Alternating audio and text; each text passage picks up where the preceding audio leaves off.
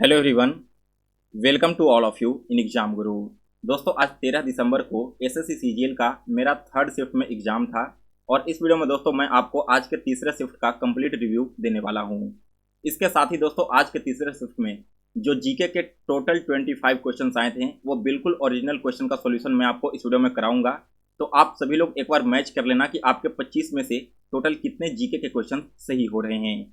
इन सभी के अलावा दोस्तों मैथ एंड रीजनिंग के भी कुछ ओरिजिनल क्वेश्चन का सॉल्यूशन मैं आपको करवाने वाला हूं, तो उन सभी का आंसर की भी आप लोग मैच कर लेना। और वीडियो स्टार्ट करने से पहले दोस्तों अगर आपने अभी तक इस चैनल को सब्सक्राइब नहीं किया है तो इसे सब्सक्राइब कर लें और इसके बेल नोटिफिकेशन को भी ऑन कर लें ताकि जब भी मैं कोई नई वीडियो अपलोड करूँ तो उसका नोटिफिकेशन सबसे पहले आप सभी तक पहुँच जाए। चलिए दोस्तों आज का लेक्चर स्टार्ट करते हैं। तो सबसे पहले मैं आपको आज के पेपर का लेवल बता देता हूँ। दोस्तों आज का जो पेपर था ना, जिसमें अगर मैं रीजनिंग की बात करूँ तो रीजनिंग का लेवल बहुत ही इजी रहा है। मैंने यहाँ पर टोटल 24 क्वेश्चन अटेम्प्ट किए हैं, केवल एक क्वेश्चन का कॉन्सेप्ट मुझे समझ में नहीं आ रहा था। फिर इसके बाद दोस्तों अगर इंग्लिश की बात करें तो इंग्लिश में आपकी जो एक क्लोज टेस्ट आती है, क्लोज टेस्ट का लेवल थोड़ा सा अप था, बाकी के सारे क्वेश्चन बहुत ही ईजी लेवल के थे।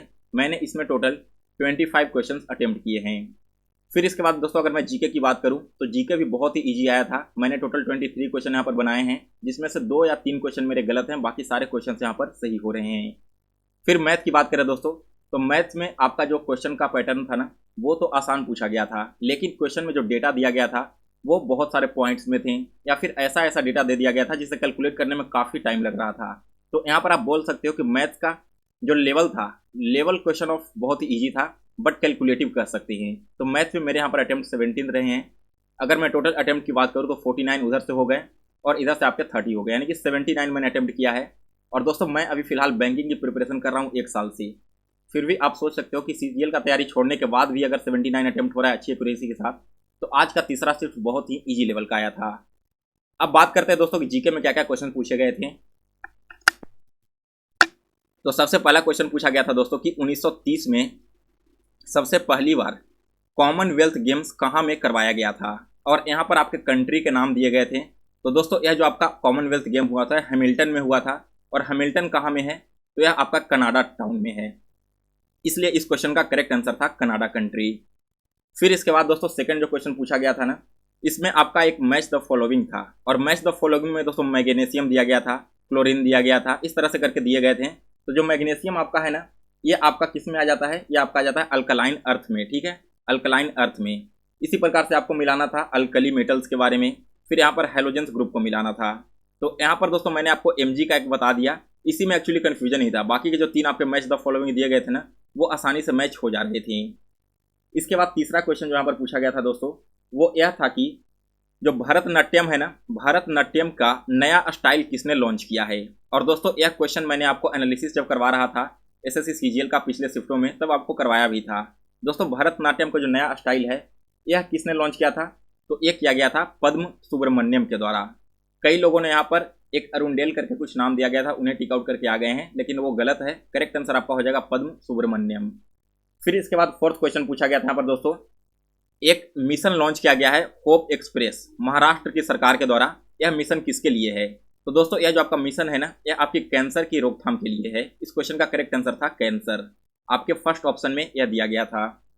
फिर इसके बाद आया था दोस्तों की सीमा दर्शन, ठीक है, सीमा दर्शन योजना या फिर यह जो एक स्कीम है यह कहाँ पर लॉन्च हुआ है। तो दोस्तों यह आपकी लॉन्च की गई है गुजरात राज्य में। इस क्वेश्चन का करेक्ट आंसर था गुजरात से। फिर आपका आया था हिस्ट्री का, जिसमें यह पूछा गया था दोस्तों कि 1266 से लेकर 1287 तक किसने राज किया था दिल्ली सल्तनत में। तो यहाँ पर दोस्तों बलबन का राज था, ठीक है। मैंने यहाँ पर पता नहीं कैसे गलती से कुतुबुद्दीन ऐबक मानकर चला आया, लेकिन करेक्ट आंसर इसका बलबन होना चाहिए। तो यह था टोटल आपका 6 क्वेश्चन।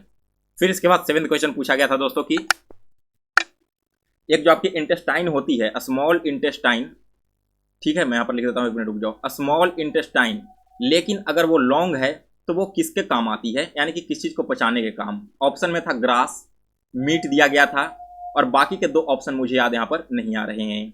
फिर इसके बाद अगला क्वेश्चन पूछा गया था दोस्तों कि जो कुणबी आपका नृत्य है यह किस राज्य का नृत्य है। तो ये आपका दोस्तों गोवा का नृत्य है। यह क्वेश्चन भी मेरा एक गलत हो चुका है। इसके बाद पूछा गया था दोस्तों कि ऐसा कौन सा कंटिनेंट है जहाँ पर आपके इक्वेटर गुजरते हैं ट्रॉपिक ऑफ कैंसर गुजरता है एंड ट्रॉपिक ऑफ कैप्रिकॉर्न गुजरता है। ऑप्शन में था एशिया, यूरोप, अफ्रीका। तो आपका करेक्ट आंसर क्या हो जाएगा? अफ्रीका करेक्ट आंसर हो जाएगा। फिर इसके बाद अगला जो क्वेश्चन पूछा गया था दोस्तों वो था कि पुहार पोर्ट, ठीक है, यह आपका मेडिवल हिस्ट्री का क्वेश्चन है। पुहार जो पोर्ट है वो किस राजा ने बनवाया था या फिर किस राजा का पोर्ट था?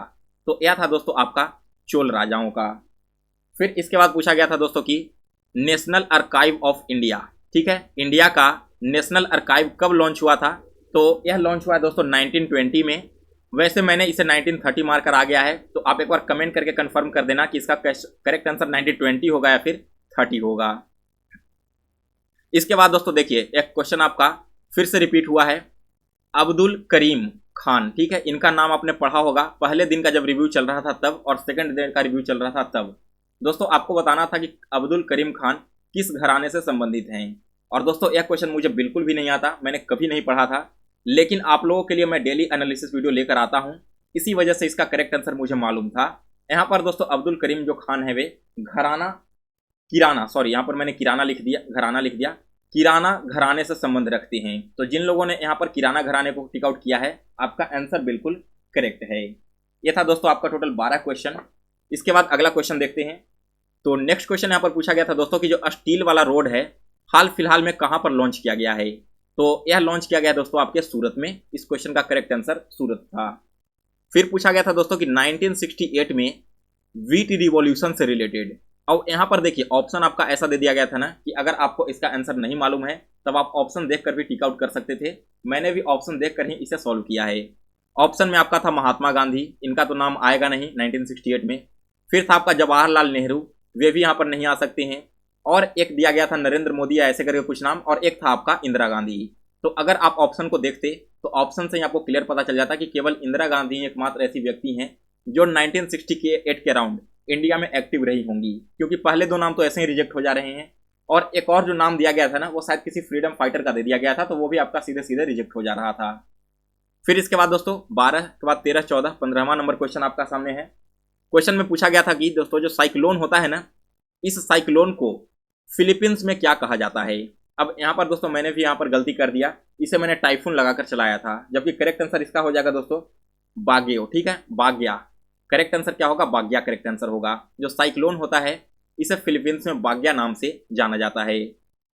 इसके बाद दोस्तों पूछा गया था कि कितने मेजर टेक्टोनिक प्लेट हैं, ठीक है, ये क्वेश्चन भी मुझे नहीं आ रहा था, लेकिन सबसे लास्ट में मुझे ऐसा लगा कि 7 कॉन्टिनेंट है तो 7 मेजर टेक्टोनिक प्लेट्स भी होंगे, इसलिए मैंने यहाँ पर 7 टिक आउट करके आ गया था, और बिल्कुल आपका करेक्ट आंसर है। इसके बाद दोस्तों अगला जो क्वेश्चन पूछा गया था ना वो यह था कि जब हम कोई एक्सरसाइज करते हैं तो एक्सरसाइज करने के बाद हमें थकान महसूस होती है या फिर क्रैम्प आ जाता है हमारे मसल्स में। यह क्रैम्प क्यों आता है? तो दोस्तों आपको पता होगा कि जब हम कोई भी एक्सरसाइज करते हैं तो हमारे बॉडी के अंदर लैक्टिक एसिड जमा होने लगता है, और इसी लैक्टिक एसिड की वजह से क्रैम्प आ जाता है और हमें थकान महसूस होने लगती है। फिर 18वां क्वेश्चन पूछा गया था दोस्तों, और यह क्वेश्चन मैंने आपको एनालिसिस में 2-2 दिन बार बार रिपीट करके बोला था कि इस क्वेश्चन को आप लोग पढ़ कर जाना। क्वेश्चन क्या आया था कि भारत में पहली बार जनगणना कब हुआ था? तो यह हुआ था 1872 में।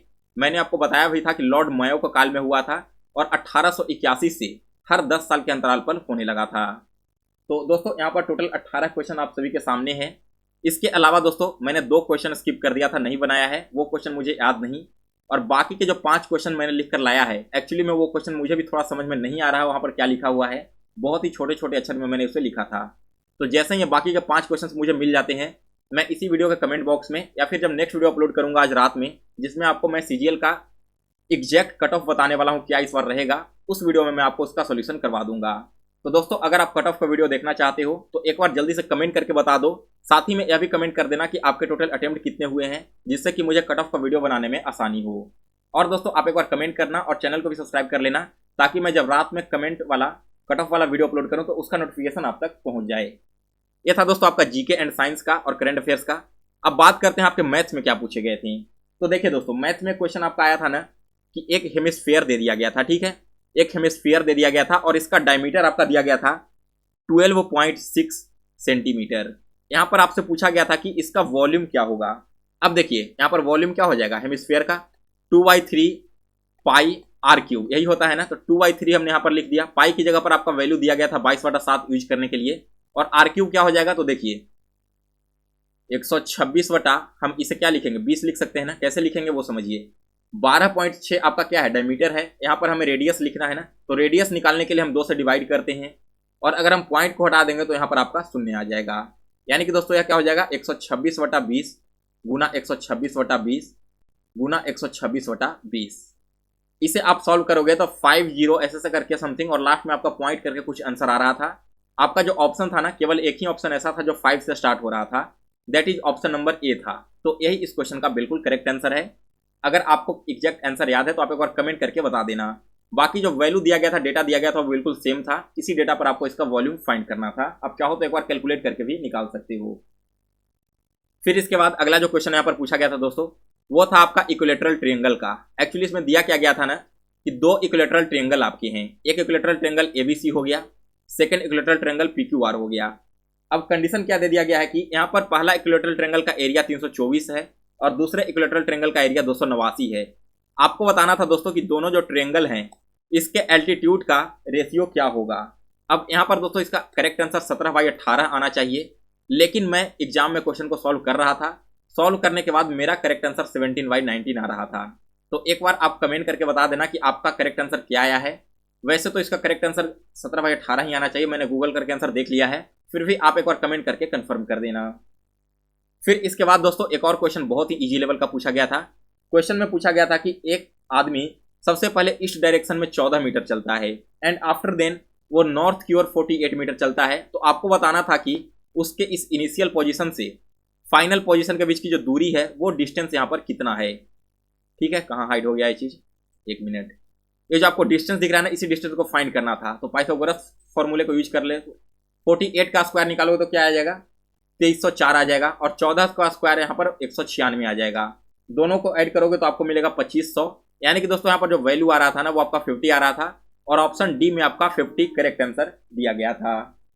इन सभी के अलावा दोस्तों एक और क्वेश्चन पूछा गया था आपका। वो क्वेश्चन आपका कुछ इस प्रकार से था कि जैसे कुछ डिस्टेंस ट्रेवल किया जा रहा था वहां पर पहले 10 मिनट में, फिर दूसरे 10 मिनट में कुछ और डिस्टेंस ट्रेवल किया गया, और फिर आपके लास्ट में 5 मिनट डिस्टेंस ट्रेवल किया गया। तो आपको बताना था कि एवरेज स्पीड क्या होगा। तो देखिए एवरेज स्पीड कैसे निकलता, ये जो आपका मिनट में टाइम आ रहा है ना, इसे आपको क्या कन्वर्ट कर लेना था, इसे आपको सेकंड में कन्वर्ट कर लेना था। तो 10 + 10 20 और 20 + 5 25। 25 मिनट को अगर आप सेकंड में कन्वर्ट करोगे तो आपको मिलेगा 1500। और ऊपर में दोस्तों टोटल डिस्टेंस कितना आ रहा था ना, वो मैं भूल चुका हूं। तो अगर आपको आंसर याद है तो एक बार कमेंट करके बता देना। यहाँ पर इसका जो भी वैल्यू आएगा दोस्तों, उसे आपको फिर किलोमीटर पर आवर में निकालना था। यानी कि 18/5 से फिर आपको उसे मल्टीप्लाई भी करना होता, और इसे मल्टीप्लाई करने के बाद अप्रॉक्स में आपका वैल्यू निकल कर आ रहा था। दोस्तों आपके जो मैथ के क्वेश्चन थे ना, मैक्सिमम क्वेश्चन में आपकी वैल्यू अप्रॉक्स में आ रही थी, और मैक्सिमम क्वेश्चन के डेटा पॉइंट्स में दिए गए थे। इसी वजह से कैलकुलेट करने में काफ़ी टाइम लग रहा था। अदरवाइज अगर आप रीजनिंग बना लिए थे, उसके बाद मैथ्स में मेरे तो 30 मिनट्स बचे हुए थे। और दोस्तों मैं ऑनेस्टली बोल रहा हूँ कि मैंने अभी तक एक भी पेपर नहीं सॉल्व किया है सीजीएल का। डायरेक्ट मैं एग्जाम में गया था पेपर देने के लिए।